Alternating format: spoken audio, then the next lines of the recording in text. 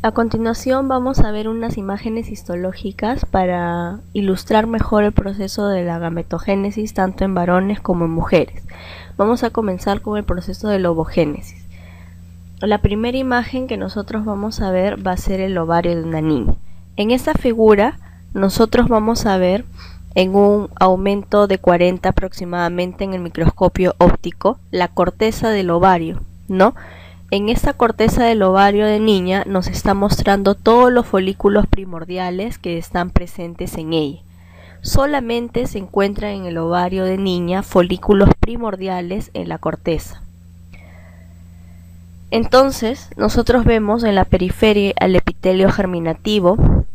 Entre estos folículos encontramos a vasos sanguíneos y parte del intersticio, y nosotros vamos a ver acá que existen células planas, ¿no? Acá sobre todo células planas, ¿no? Que tienen un ovocito primario dentro de ellas, y a esto se le denomina el folículo primordial, como está encerrado de color azul, ¿no? A las células planas más el ovocito primario tienen el folículo primordial. Se habían mencionado que a la pubertad llegaban aproximadamente 40.000, ¿no? 40.000 ovocitos primarios, ¿no? Y cada ovocito primario está rodeada por células, ¿no? Que se han formado del epitelio germinal y las rodea. Estas células son planas, por eso el folículo es primordial. Entonces, justamente en esta imagen lo que quiere representar es el folículo primordial. Entonces, durante la infancia solamente se observan folículos primordiales hasta antes de que llegue la pubertad. Cuando ya llega la pubertad, estos continúan la maduración y vamos a ver las siguientes etapas, ¿no? En donde van a ser, por ejemplo, en esta, el ovocito primario. El ovocito primario con la célula plana todavía forma el folículo primordial. Acá tenemos la médula del ovario de una niña aún, donde tiene el estroma que contiene los vasos sanguíneos y el tejido conectivo denso. En el ovario de la adulta significa que al llegar la pubertad continúa esta maduración, ¿no? Y los folículos primordiales que contienen a los ovocitos primarios detenidos en el diploteno de la profase 1 continúan sus divisiones meióticas hasta que alcance la pubertad, ¿no? La cual comienza con la secreción pulsátil de la hormona liberadora de la gonadotropina.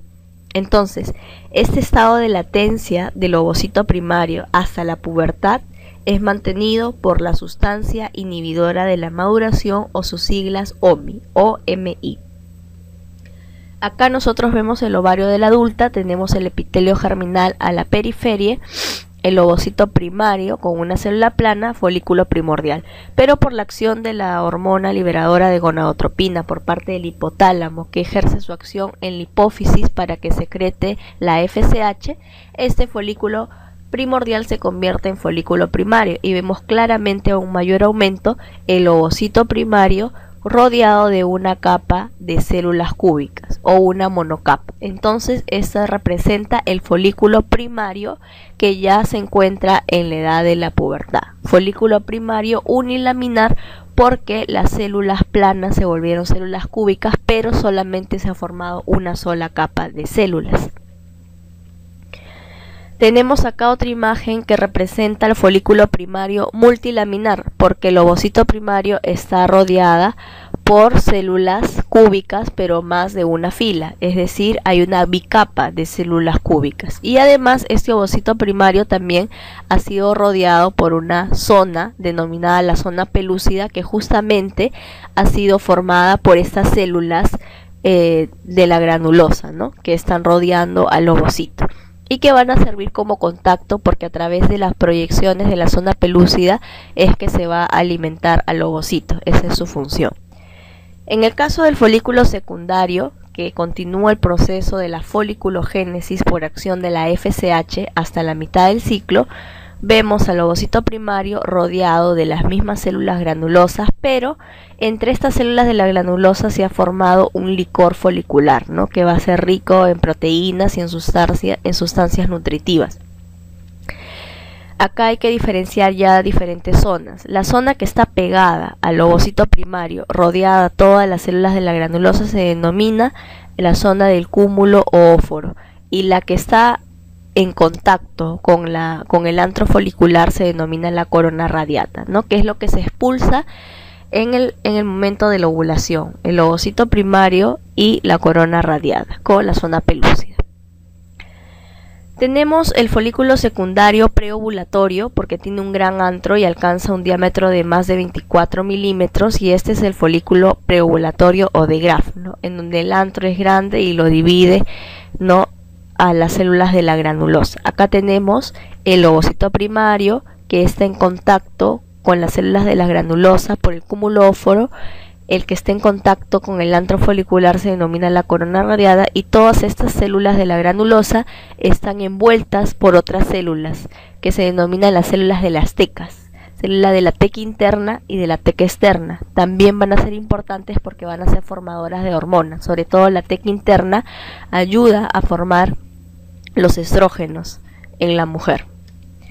Acá tenemos las partes que mencioné del folículo de Graf, pero previamente señaladas: cúmulo óforo, ovocito primario, zona pelúcida, corona radiata y el antro folicular. Esto es, acá todavía el ovocito primario no ha completado la meiosis 1. Se necesita cuando el pico de los estrógenos está muy elevado en el día 14 aproximadamente, o 2 días antes para ser exactos. Entonces se da una descarga de la LH, y la LH es la que induce a el proceso de la ovulación y a la maduración del ovocito primario para continuar su proceso de división meiótica hacia ovocito secundario, ¿no? Igual tenemos el folículo de Graf, y acá mejor señalados, ¿no? Las células cúbicas que la rodean el antro son las células de la granulosa, pero las células que están en forma más paralela son las células de la teca interna y de la teca externa, ¿no?, que van a tener función formadora de hormonas y la función de soporte nutricional.